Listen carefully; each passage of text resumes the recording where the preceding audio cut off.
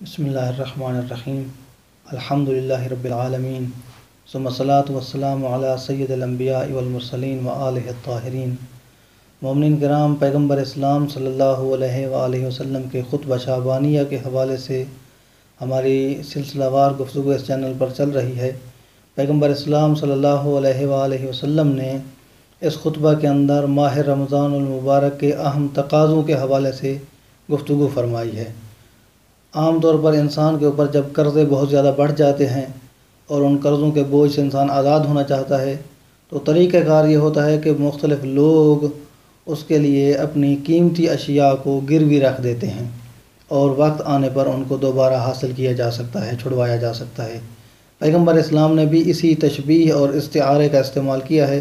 سرکار رسالت مآب ارشاد فرماتے ہیں: ایھا الناس ان انفسکم مرہونۃ باعمالکم، لوگوں تمہارے جانیں تمہارے اعمال کی وجہ سے رہن پر جا چکے ہیں، تمہارے اعمال کی وجہ سے تمہاری جانیں گروی رکھی جا چکی ہیں۔ اب ان کو چھڑوانے کا کیا طریقہ کار ہے، کیسے چھڑوایا جا سکتا ہے؟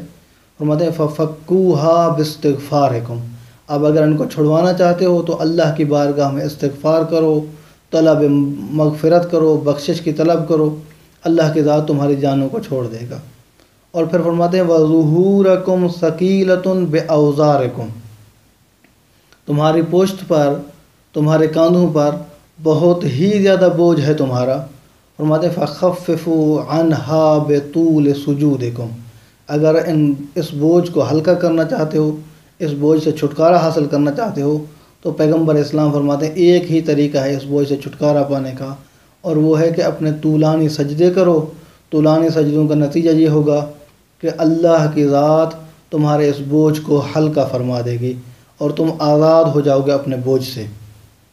اور پھر فرماتے ہیں وَاعْلَمُوا أَنَّ اللَّهَ تَعَالَى ذِكْرَهُ أَقْسَمَ بِعِزَّتِهِ أَنْ لَا يُعَذِّبَ الْمُصَلِّينَ وَالسَّاجِدِينَ، فرماتے ہیں اللہ نے اپنی عزت کی قسم کھا رکھی ہے، جان لو اللہ نے اپنی عزت کی قسم کھا رکھی ہے کہ اللہ نے قیامت کے دن کسی اور کو عذاب دے نہ دے، لیکن اللہ نے نماز پڑھنے والوں کو عذاب نہیں دینا، سجدہ کرنے والوں کو اللہ نے اپنا عذاب ان پر نازل نہیں کرنا ہے۔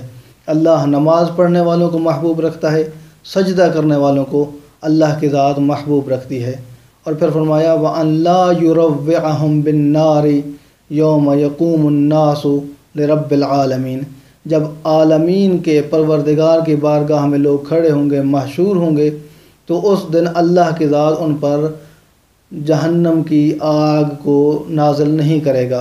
دعا ہے کہ اللہ کی ذات ہمیں ماہ رمضان المبارک کے ان گھڑیوں سے صحیح معنی میں استفادہ کرنے کی توفیق عطا فرمائے۔